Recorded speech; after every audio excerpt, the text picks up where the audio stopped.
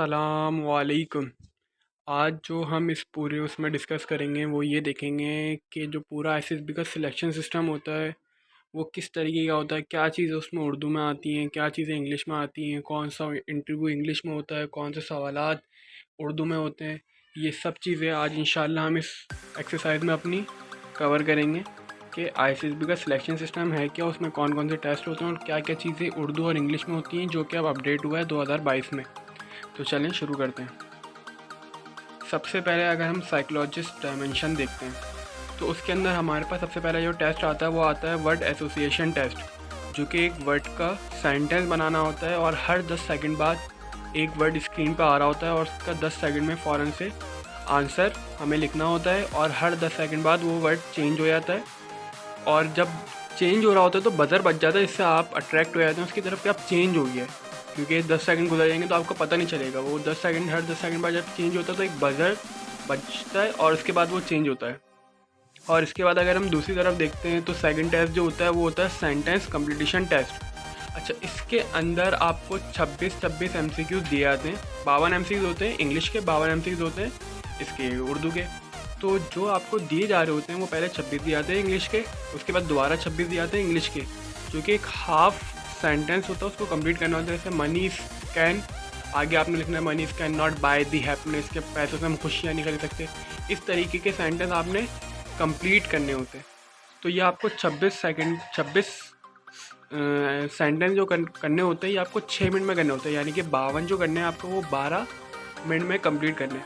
और बिल्कुल यही हिसाब उर्दू में भी होता है कि उर्दू में जब आप आते हैं तो उर्दू में भी आपको पहले वो 26 देते हैं, उसके बाद दोबारा 26 देते हैं। और इसमें आपको वो मना ये करते हैं कि आप इसमें बॉल पेन यूज़ ना करें, आप सिंपल पेन यूज़ करें, इंक पेन, क्योंकि उसकी कुछ वजूहत होती है। इस चीज़ को आप पहले याद रखिएगा कि वो बॉल पेन मना कर देते हैं, इंक पेन यूज़ करने का बोलते हैं। तो ये भी 26 होते हैं जो कि आपको ये करने होते हैं। अच्छा, उसके बाद अगर हम देखें तो पिक्चर स्टोरी राइटिंग कुछ इस तरीके की आती है कि एक सामने पिक्चर बनी हुई कि एक लड़का और लड़की हाथ पकड़ के जा रहे हैं। अब उसके ऊपर आप अपनी कहानी लिखें कि आप क्या सोचते हैं इस बारे में, कि क्या पिक्चर है, क्या इसमें सुनहरी है, इस बारे में आप जो सोचते हैं वो लिखें। तो इस तरह की 4 पिक्चर्स आती हैं जो कि हर पिक्चर में आपको 4 मिनट दिए जाते हैं। 4 मिनट इस तरह से दिए जाते हैं कि 30 सेकंड जो होते हैं आपके पास वो सिर्फ पिक्चर को देख के एज्यूम करने के होते हैं कि इसमें कहानी क्या है। और ये इंग्लिश में ही होती है, उर्दू में नहीं होती। ये सब चीज़ें जो अभी मैं बता रहा हूँ इंग्लिश में होती हैं, उर्दू में जो जो चीज़ें होती हैं वो हाथ के हाथ बताते रहूँगा आपको मैं कि ये चीज़ें उर्दू में होती हैं। तो ये आपकी पिक्चर स्टोरी भी आपकी जो होती है ये इंग्लिश में ही होती है, जो कि 4 आती हैं। हर पिक्चर के लिए आपको 4 मिनट का टाइम दिया जाता है। उसके बाद पॉइंटर स्टोरी आती है कि पॉइंटर स्टोरी भी इंग्लिश में एक तकरीबन 8-9 लाइन का एक सेंटेंस लिखा होता है, 8-9 वर्ड्स का। और फिर उसके आगे से आपने अपनी स्टोरी कंप्लीट करनी है। जैसे मैं जंगल से अकेले जा रहा था लेकिन, बस इसके आगे लेकिन से आगे आपने कंप्लीट करना। ये इंग्लिश में होती है, मैंने आपको उर्दू में बताया, लेकिन ये इंग्लिश में होती है। ये 2 आती हैं जो कि आपने कंप्लीट करनी होती हैं। ये भी, इसके लिए भी 4 मिनट का आपके पास टाइम होता है। फिर होता है मैकेनिकल एप्टीट्यूड टेस्ट। अच्छा, मैकेनिकल एप्टीट्यूड टेस्ट कुछ इस तरीके का होता है कि जो रिपीटर्स होते हैं उनके लिए ये टेस्ट नहीं होता, जो फ्रेश होते हैं उनके लिए ये टेस्ट हो रहा होता है। और इसके अंदर नेगेटिव मार्किंग भी बिल्कुल होती है और कोई इतना मुश्किल टेस्ट नहीं है, आसान टेस्ट है। बस कॉमन सेंस की बात है कि अगर 2 किलो रुई का वज़न और 2 किलो बर्फ़ का वज़न, इनमें से भारी कौन सा होगा? भाई 2 किलो अगर रुई है और 2 किलो बर्फ़ है तो दोनों बराबर है ना, 2 किलो ही। इस तरह के कॉमन सेंस के सवाल पूछे जाते हैं। तो ये 2 डायग्राम देके आपको नीचे ये पूछ लेंगे इनमें से हैवी कौन सा है। तो भाई दोनों एक सेम है, अगर बोल दें सेम है तो सी पे टिक कर दें, वरना ए या बी आप जो बताना चाहें। तो इस तरह के थोड़े से कॉमन सेंस के सवाल होते हैं, तो इसको अगर आप देख लेंगे तो ये भी आपका बहुत अच्छे तरीके से निकल जाएगा। अच्छा, सिचुएशन रिएक्शन टेस्ट, ये थोड़ा सा ट्रिकी होता है। इसमें आपको एक सिचुएशन दी जाती है, उसके मुताबिक आपने लिखना होता है। रिसेंटली अभी मैं मैसेज भी देखे आया हूँ तो उसके अंदर जो टेस्ट आया तो सिचुएशन रिएक्शन 10 थी और हर सिचुएशन के लिए कोई 2 मिनट का टाइम दिया था। तो उसमें कुछ एक इस तरह की थी कि मैंने अपने वालिद के बटुए से पैसे चोरी कर लिए और उनको पता चल गया कि मैंने पैसे चोरी करे, तो अब मैं उनको क्या जवाब दूं कि मैंने पैसे क्यों चोरी करे थे। और कुछ इस तरह की थी कि एक लड़की अपने बाप से बदतमीज़ी कर रही है, तो उनको आप, उस लड़की को आप जाके क्या बोलेंगे, बीच रोड पे खड़े होकर बदतमीज़ी कर रही है। तो इस तरह की 10 सिचुएशन थी। अगर आपको और डिटेल चाहिए होगी तो इसमें नीचे आपको मेरा नंबर मिल जाएगा डिस्क्रिप्शन में, तो आप मुझसे कांटेक्ट कर सकते हैं। दूसरी तरफ अगर हम देखते हैं तो एस्से राइटिंग एक आता है कि आप अपनी ज़िंदगी पे कैसे लिखें, या फिर आपको वो खुद टॉपिक देते हैं कि इस टॉपिक पे ऐसे लिखें। जो हमें टॉपिक दिया गया था उसमें ये लिखना था कि मेरी ज़िंदगी का यादगार दिन, एक इस पर टॉपिक लिखना था। और एक सबसे पहले जिस दिन फॉर्म फिलिंग होती है उस दिन भी एक ऐसे होता है, फॉर्म फिलिंग बिल्कुल वही होती है। उसके लिए मैंने ज़रूर नहीं समझा कि इसके लिए भी डिस्क्राइब करें। वो 3 फॉर्म होते हैं, वो जो बिल्कुल ISSB का हम फॉर्म फिल करते उसी की तरह फॉर्म होते हैं। वो फॉर्म फिल करके जमा कराने होते हैं पहले दिन से। पहले दिन हम पहुँचते हैं 11-12 बजे पहुँचते हैं, उसके बाद वो 2 बजे तक की फॉर्म फिलिंग होती है। उसके बाद फिर पूरा दिन चिल ही गुजरता है, कोई इतना ख़ास काम होता नहीं है। तो एस्से राइटिंग में ये था। और जिस दिन फॉर्म फिलिंग करी थी उस दिन 3 वो फॉर्म फिल करते और सब में एक ही चीज़ रिपीटेड थे, क्योंकि तीनों फॉर्म अलग अलग उनके पास जाते हैं। एक डिप्टी के पास जाता है, एक साइकियाट्रिस्ट के पास जाता है, एक GTO के पास जाता है। तो 3 फॉर्म फिल करने, तो उसमें पूरा आपका ISSB में जो आप चीज़ें लिखते हैं ISSB फॉर्म में, वही पूरी चीज़ें एक तरीके से रिपीट करनी होती हैं। और उस दिन भी एक ऐसे लिखवाते हैं जिसको आप वो बोलते हैं कि आप इसको 500 वर्ड्स का ऐसे लिखें मिनिमम। कोई उन्होंने हमें 8 पेजेस दिए थे, उन्होंने कहा था ये 8 पेज फिल करने हैं। फिर उसका ऐसे का जो टॉपिक होता है वो भी कोई एक सेंटेंस का नहीं होता, वो कोई कई मिला के सेंटेंस का होता है। जैसा मेरा जो आया था, अगर मैं आपको बताऊं तो उसमें कुछ इस तरीके का था कि बाहर के मुल्क में टेक्निकल पढ़ाई भी होती है और प्रैक्टिकल पढ़ाई भी होती है, लेकिन अगर हम पाकिस्तान की बात करते हैं तो पाकिस्तान में सिर्फ थ्योरेटिकल पढ़ाई होती है, टेक्निकल पढ़ाई नहीं होती। सही सिखाया नहीं जा रहा होता, बस थ्योरी पढ़ा देते हैं। तो इसका ज़िम्मेदार गवर्नमेंट है या इसका ज़िम्मेदार कोई और है? इसकी वजह क्या है? तो ये कोई तकरीबन आधे पैराग्राफ का, पूरा एक पैराग्राफ था जो कि एक टॉपिक था। इस पर कोई 800 वर्ड का ऐसे लिखना था। तो ये अगर थोड़ा सा आप नॉलेज रखते हैं चीज़ों के बारे में कि पाकिस्तान में क्या चल रहा है, किस तरह चल रहा है, क्यों चल रहा है, ऐसा क्यों होता है, तो ऐसे निकल जाते हैं। कोई इतना मुश्किल वाला आता नहीं। ये थोड़ा सा था कि आपको नॉलेज होनी चाहिए थी। जो पहले दिन ऐसे लिखवाया गया था 800 वर्ड्स का, और जो इसमें ऐसे लिखवाया गया था साइकियाट्रिस्ट के टेस्ट में, उसमें तो वो फिर आपकी ज़िंदगी का यादगार लम्हा जो है वो तो आप फिर खुद ही अपने बताएंगे। इसके लिए आपको कोई याद करके जाने की ज़रूरत तो है नहीं। सही है। तो ये हो गई हमारी साइकोलॉजिस्ट की डायमेंशन। अगर हम इसमें देखें तो इसमें कोई भी चीज़ उर्दू में नहीं है, सिर्फ सेंटेंस कम्प्लीशन जो एक टेस्ट है उसमें एक चीज़ उर्दू में, जो कि हमें 52 सेंटेंस करने, बाकी सब चीज़ें हमारी इंग्लिश में। और अगर हम दूसरी तरफ देखते हैं कि अगर किसी को साइकियाट्रिस्ट ने इंटरव्यू के लिए बुलाया, मुझे बिल्कुल बुलाया था, तो वो इंटरव्यू उर्दू में लेता है या इंग्लिश में? अच्छा, एक सवाल ये आता है।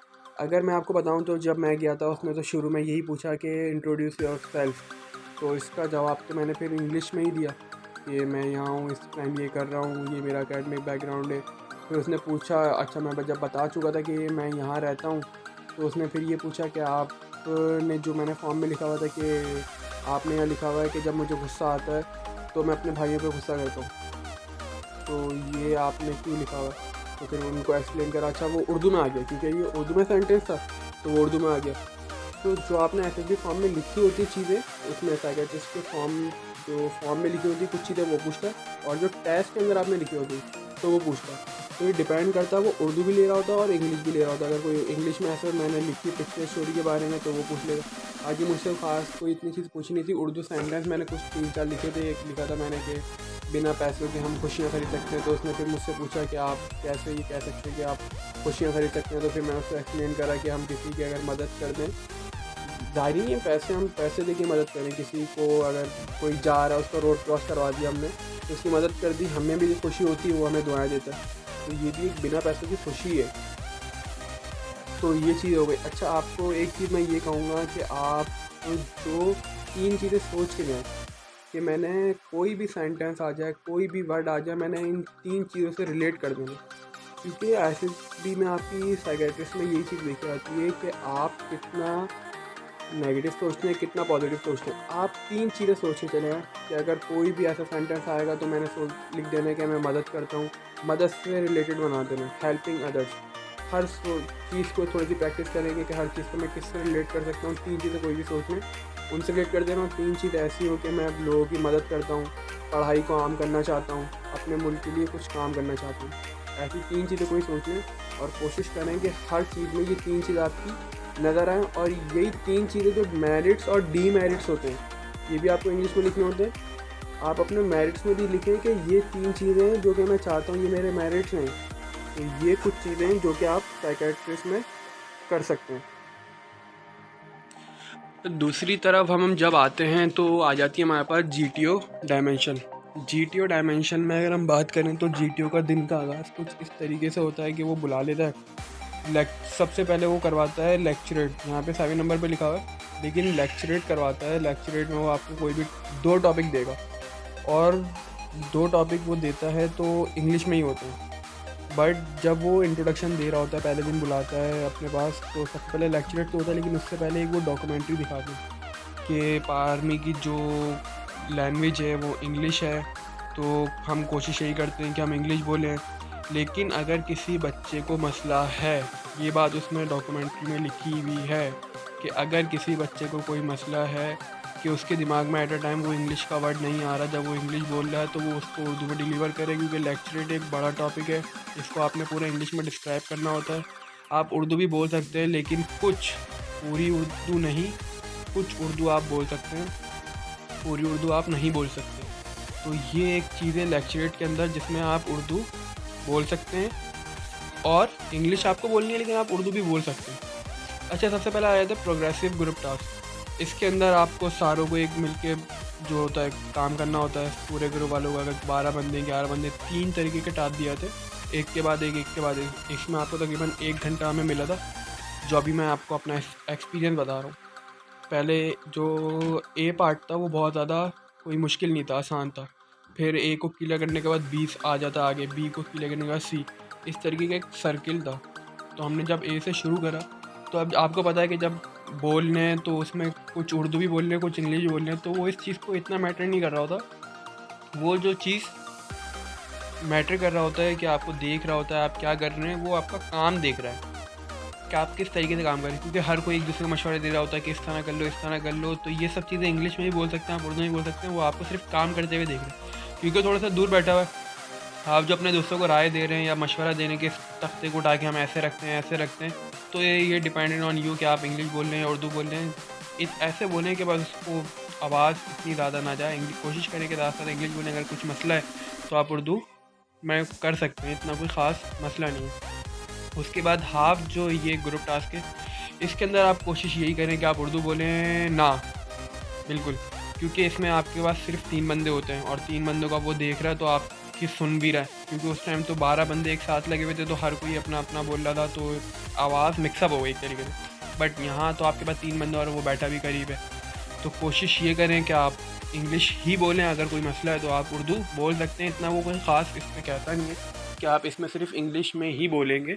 इसमें सिर्फ वो टास्क आपसे करवाना चाह रहा होता है। फिर कमांड टास्क रिसेंटली जो इन्होंने ISSB वालों ने रूल बनाया, उसमें कुछ ऐसा हो गया है कि कमांड टास्क सबसे एंड में होता है और उसके अंदर वो सिलेक्टेड बच्चों का कमांड टास्क करवाता है। ये अब ऐसा रूल ख़त्म हो गया है कि वो सब कमांड टास्क करवाएगा। बट मैं अभी दूसरी मरतबा देखे आया हूँ, पहली मरतबा देखे आया था तो हमारे ग्रुप में सबका कमांड टास्क करवाया था, कुछ बच्चों का नहीं करवाया था, बट सबका ही करवाया था। कुछ क्या एक का भी नहीं छुड़वाया था, सबका ही करवाया था। बट इस टाइम हमारे ग्रुप में सिर्फ 3 बंदों का करवाया था 10 बंदों में। तो ये चीज़ मैटर करती है कमांड टास्क में। तो फिर आप जब कमांड है तो फिर आपको तो थोड़ी सी इसकी ये देखिए प्रैक्टिस हो जाती है कि मैं पहले सोच के चले जाऊँ कि मैंने बोलना क्या है। क्योंकि वहाँ तो तख्ता रखा हुआ, उसको बोल देना आपको इसमें इसको उठा के यहाँ रखना है, इसमें तो कोई इतनी मुश्किल नहीं, इसको उठा के यहाँ रखो, इसको उठा के यहाँ रखो और क्रॉस कर लो। ये तो आप पहले से भी स्क्रिप्टेड भी कर सकते हैं कि आप पहले से आपने प्लानिंग करी हुई कि मैंने सोचा हुआ जब ISSB देने आ रहा हूँ उससे पहले मैंने प्रैक्टिस करी हुई है कि मैंने किस तरह बोलना है, क्या क्या बोलना है। क्योंकि वहाँ तो सिर्फ आपने बताना है कि इसको यहाँ से उठा के वहाँ रखना है, तो ये तो आपने सामने देख के प्लान बना लेना फ़ौरन से।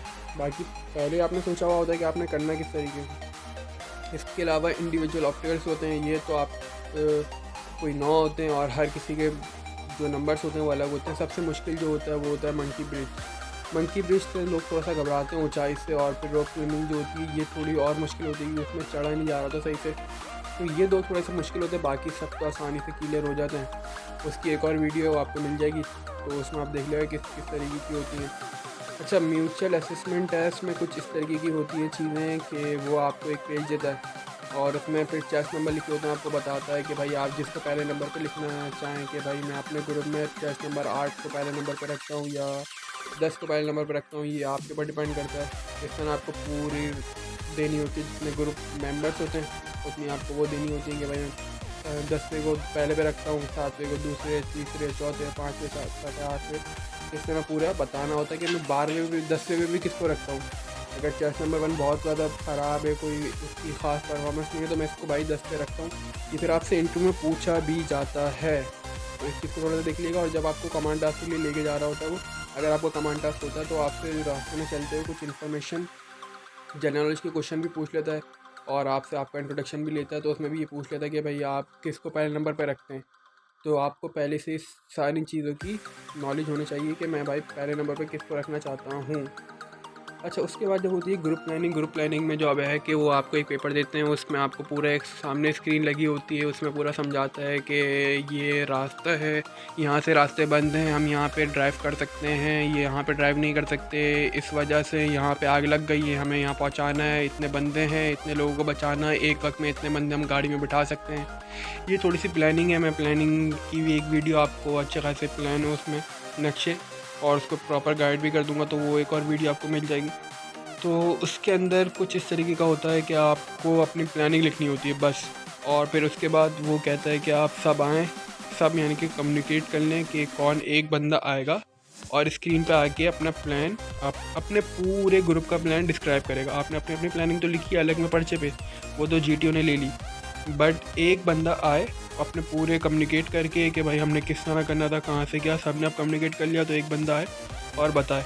और ज़्यादातर कोशिश यही होती है कि जो बंदा आ रहा होता है ना ग्रुप प्लानिंग को डिस्क्राइब करने, उसका कमांड टास्क लाजमी होता है। ये मैंने हर ग्रुप में देखा अपने, तो जितने भी ग्रुप वाले आए हुए थे उनसे पूछा तो उन्होंने ये चीज़ मुझे बताई। तो कोशिश ये करें कि आपने ग्रुप प्लानिंग लाजमी देनी है ताकि आपका कमांड टास्क हो, क्योंकि कमांड टास्क का मतलब ही यही है कि आप GTO की नज़र में अच्छे हैं, क्योंकि वो कमांड टास्क उन्हीं बच्चों का लेगा कि जिसको वो सिलेक्टिव करना चाहता होगा।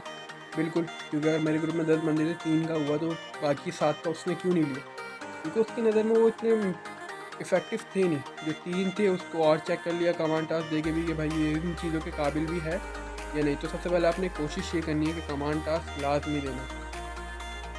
तो GTO की डायमेंशन यहाँ ख़त्म होती है। अब इसमें आपको मैंने बता दिया कि क्या चीज़ें उर्दू में होती हैं। अगर मैं बताऊँ तो सबसे पहले जो आपको मैंने बताया लेक्चरेट, वो कह देता है डॉक्यूमेंट्री में कि आप उर्दू में डिलीवर कर सकते हैं। कोई अगर आपको मसला आता है, यानी कि सेंटेंस में कोई मसला है, कोई वर्ड नहीं आ रहा, तो आप उसको उर्दू में डिलीवर करके वापसी इंग्लिश में आ जाएँ। या आप जो प्रोग्रेसिव टास्क है उसके अंदर आप उर्दू बोल सकते हैं किसी को गाइड करने के लिए।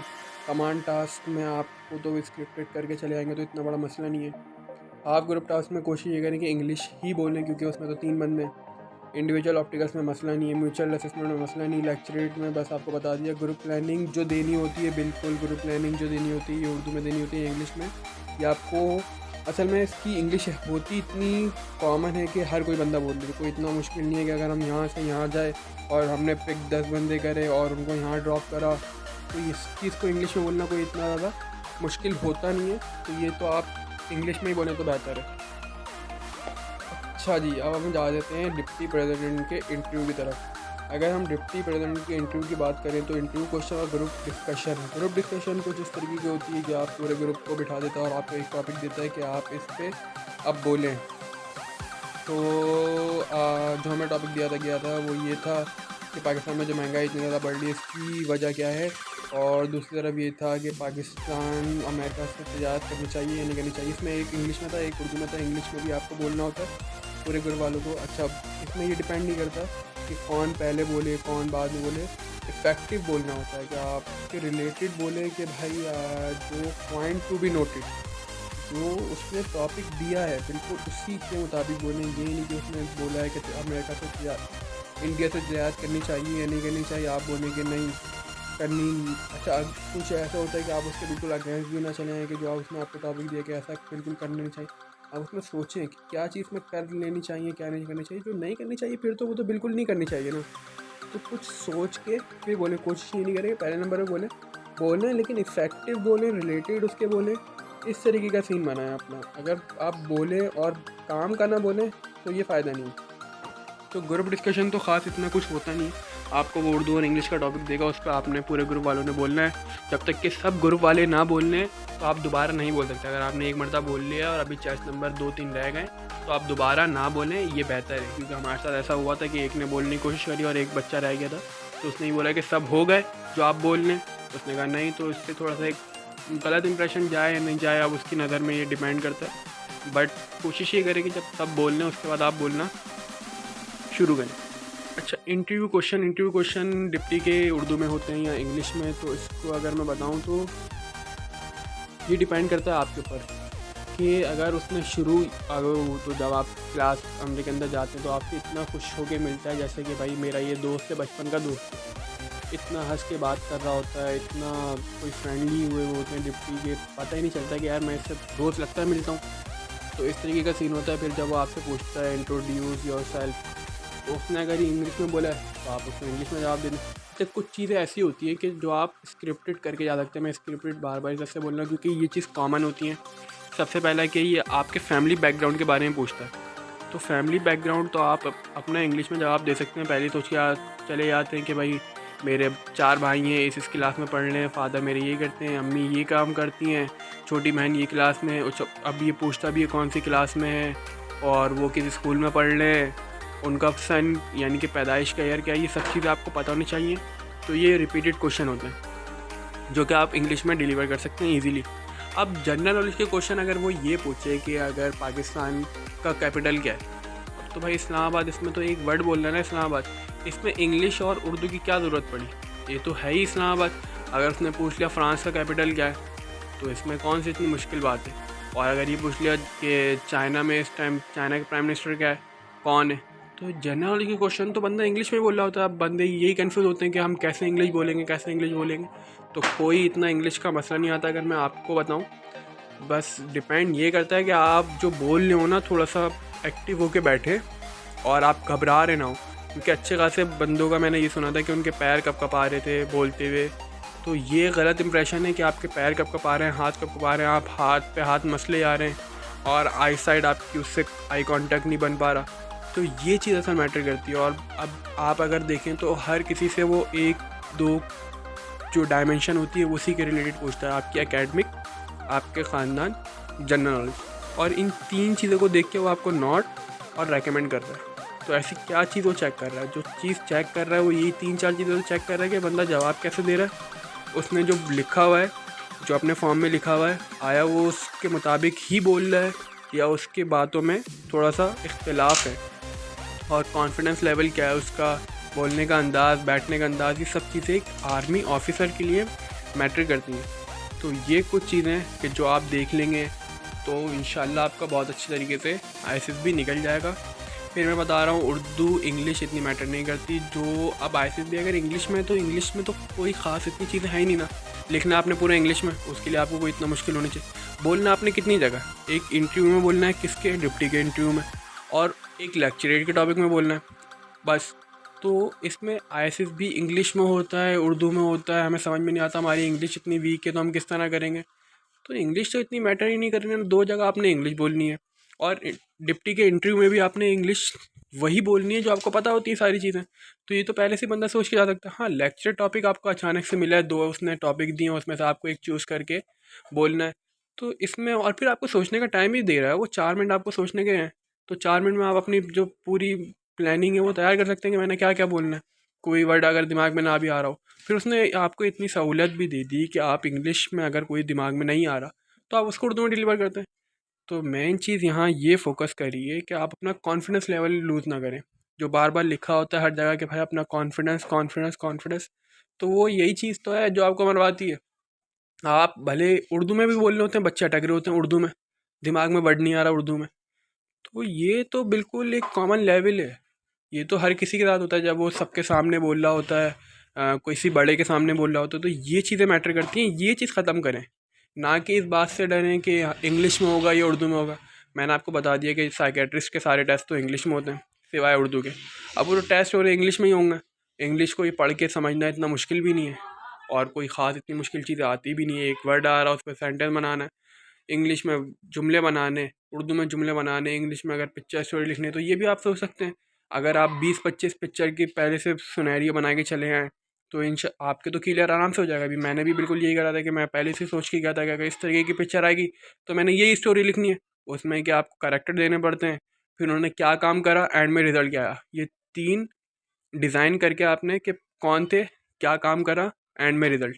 इस 3 कैरेक्टर के बीच में आपने वो स्टोरी लिखनी है। जो बंदे सामने खड़े हुए या काम हो रहा है उसको एक पूरा आप बताएं पहले तो कि है क्या, फिर हुआ क्या, नतीजा क्या आया। तो इसमें कोई इतना मुश्किल तो थोड़ी है कि आप बस ये कि आप प्रैक्टिस करें। आपको मेरा नंबर मिल जाएगा इसके डिस्क्रिप्शन में, तो आप मुझसे कांटेक्ट कर सकते हैं। अगर फिर भी कोई मसला हो तो आप देख लें। आपको अगर कोई मसला हो तो मैं आपको गाइड तो बहुत अच्छे तरीके से कर दूँ, क्योंकि मैंने 2 मरतबा ऐसे भी दिया है। बाकी ये है कि अगर कोई भी मसला हो तो आप उस चीज़ की प्रैक्टिस करें। प्रैक्टिस ही एक हल है कि आप उस चीज़ को अपने अंदर से ख़त्म कर सकते हैं। बाकी इसके अलावा कोई हल नहीं है कि आप ये सोचे ना जाएं, ये सोच के डरें कि इंग्लिश में होगा या उर्दू में होगा। मैं तो इंग्लिश कभी बचपन से ही बोली नहीं, तो मैं की करा। तो ऐसी कोई गल नहीं है, ऐसी कोई बात नहीं है। बस आप देखें, जो हो सकता है आप करें, इंशाल्लाह खुदा बेहतर करेगा।